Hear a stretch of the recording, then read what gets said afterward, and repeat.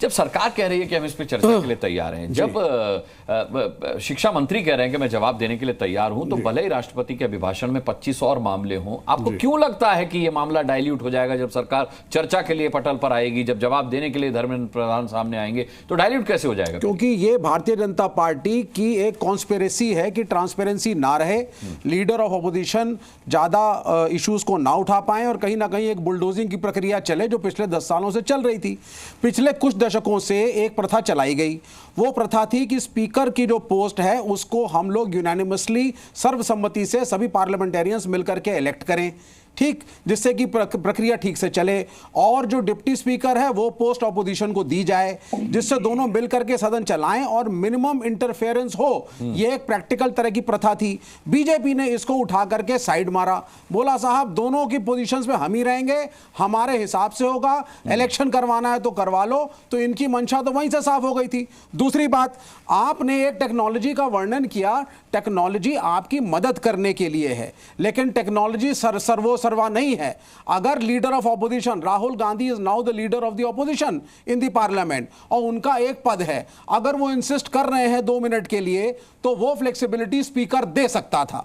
ये नहीं होता कि अगर उसके अंदर एक प्रोग्रामिंग की चिप है कि साहब वो माइक बंद हो जाएगा तो flexibility can not be done, और अगर वो फ्लेक्सिबिलिटी नहीं है तो गलत है, इसको चेंज करना चाहिए मेरे हिसाब से।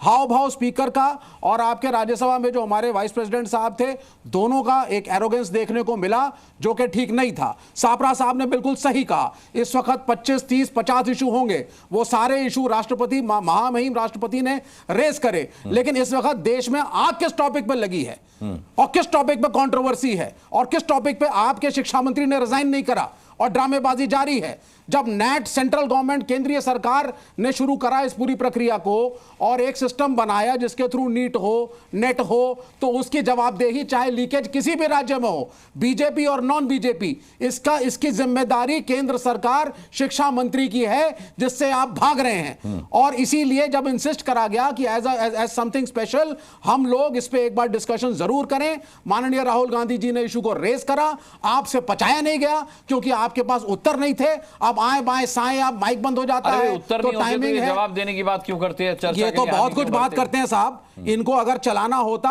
तो प्रथा को फॉलो करते, ऑपोजिशन को बिठाते, बात करते और बोलते साहब मिलजुल करके एक स्पीकर बनाते हैं और मिलजुल करके ऑपोजिशन से डिप्टी स्पीकर बनाते हैं। क्यों नहीं किया? ये चाहते नहीं है और ये रियलाइज नहीं कर रहे हैं कि अब संख्या बल बदल चुका है संसद के अंदर और अब आपकी मनमानी उल्टी सीधी चीजें नहीं चलेंगी।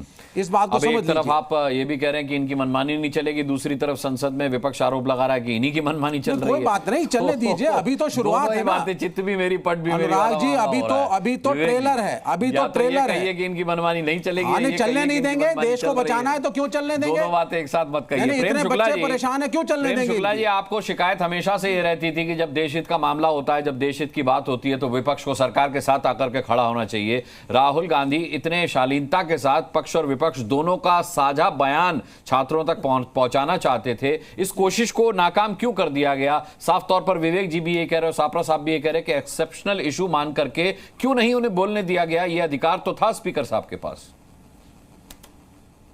देखिए, स्पीकर के अधिकार को आपकी व्याख्या मैं नहीं कर सकता यहां बैठकर। और स्पीकर जब राष्ट्रपति के अभिभाषण पर इस चर्चा के लिए तैयार थे तो राहुल गांधी को जिद किस बात की है? बार बार एक मुहावरे का प्रयोग किया गया, रस्सी जल गई बल नहीं गया। आदरणीय सप्रा जी, रस्सी जल गई है कांग्रेस की कि 3 चुनाव के बाद भी आप 3 डिजिट पर नहीं आ पा रहे हैं, लेकिन अब भी अहंकार जा नहीं रहा है। अरे साहब, संसदीय प्रक्रिया के पालन के अनुकूल जो है व्यवहार कीजिए ना। आपकी रस्सी जल अभी भी आपको लग रहा है आप युवराज हैं, हम जब इच्छा करेंगे हम खड़े हो जाएंगे। नहीं, हम बोलेंगे तो हम आपके बारे में भी कह रहे हैं कि रस्सी जल गई बल नहीं गया, प्रक्रिया का पालन नहीं होगा। नहीं, ये कांग्रेस की रस्सी जोड़ तोड़ के सरकार चला रहे हैं आप लोग और वैसे कर रहे हैं। 300 जोड़ तोड़ कहां किया विवेक जी? ये तो गलत बात है। जोड़ तोड़ कहां किया? तो प्री पोल अलायंस को आप जोड़ तोड़ कैसे कह सकते हैं? प्री पोल अलायंस जोड़ तोड़ तो बाद में होता है भाई। देखिए, संख्या बल अलग चीज होती है। ये तो प्री पोल अलायंस था, इसमें जोड़ तोड़ कहां था? संख्या बल कुछ भी कह लो, it is a mandate against Modi, अच्छा, it is a mandate against Hindutva. और जब आप सारे धार्मिक स्थलों पे, चाहे नासिक हो, त्र्यंबकेश्वर, चाहे वो चित्रकूट हो, चाहे अभ्यास है इनको। और आपके एजेंडा को हराया गया है। आपके कौन आपको आप जिस एजेंडा पे संघ चला था वो हारा है। ये आपकी मॉरल आइडियोलॉजिकल हार है। चलिए, वो जवाब दे रहे थे। प्रेम शुक्ला जी, आप अपनी बात पूरी कीजिए। जी जी, अब इनकी आइडियोलॉजिकल हाल पश्चिम बंगाल में कम्युनिस्ट जहां थे सरकार में साफ हो गए हैं, त्रिपुरा में साफ हो गए हैं, केरल में साफ हो गए हैं, तब भी उसके बाद आप टीवी पे आके चिचिया रहे हैं। आप कहां बचे हैं मित्र? हम 240 सीट वाले, जो सबसे बड़ी बल जितना जो है 201 सीटें कुल मिला के आपकी हैं इंडिया अलायंस की, उसके बाद आप कह रहे हैं हम जीत गए हैं। 240 सीट वाला हार गया है। हार का ऐसा अभूतपूर्व अहंकार भारत की संसदीय परंपरा में दूसरा कोई नहीं है भाई विवेक बाबू। ये आपका अविवेक जो है प्रतिदिन आपको जो है प्रकट करने का अवसर भारतीय लोकतंत्र देता है, लेकिन जनता जान जाती है कि आप कैसे विवेक नाम रखकर भी अविवेक प्रकट कर रहे हैं। मेरे मित्र, कहीं ऐसा ना हो 240 से संख्या घट के अगली बार 24 रह जाए। इसीलिए सचेत हो जाइए, देश हित में काम करिए। बच्चे परेशान हैं, हम उनका ध्यान रखिए। मित्र, ये आपका, मेरे मित्र, ये आपका उत्तरदायित्व है। आप रूलिंग पार्टी में हैं।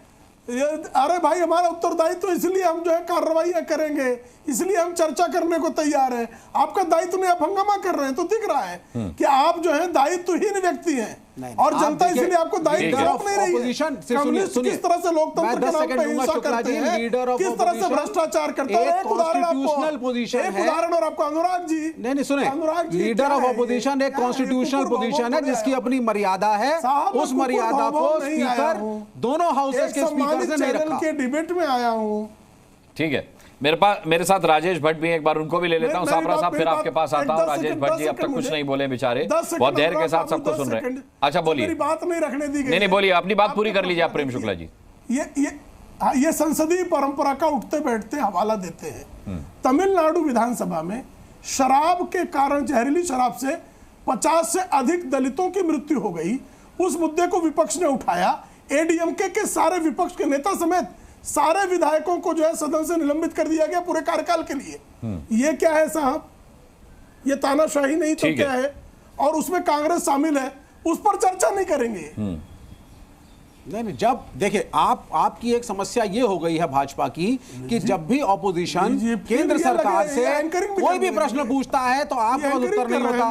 फिर आप जो है ना दो एस्केप रूट अपनाते हैं। मैं बता देता हूँ, एक तो आप इतिहास में जाकर के कहीं से ढूंढ करके कोई इंसिडेंट्स ले आएंगे, बोलेंगे साहब कांग्रेस के फलाने साल के फलाने कार्यकाल में ये हुआ था, इसलिए आप प्रश्न नहीं पूछ सकते। दूसरा, आप किसी अन्य राज्य में चले जाएंगे। आप उत्तरदायित्व और रिस्पॉन्सिबिलिटी अपनी कब मानेंगे कि शिक्षा मंत्री आपका है? की घटनाएं भी ठीक है स्मरण रखने की आपकी क्षमता ठीक है, तो मैं आपके कहने पे मान जाता हूं कि नीट कोई समस्या है ही नहीं, नेट कोई समस्या है ही नहीं, नेट कोई समस्या है ही नहीं, कुछ हुआ ही नहीं। सब बच्चे जो हल्ला मचा रहे हैं उनको मचाना नहीं चाहिए। केंद्र सरकार बहुत बढ़िया, शिक्षा मंत्री बहुत बढ़िया, प्रेम शुक्ला बहुत बढ़िया, सब कुछ बहुत बढ़िया, इसलिए प्रश्न पूछने की जरूरत ही नहीं है। जी न्यूज़।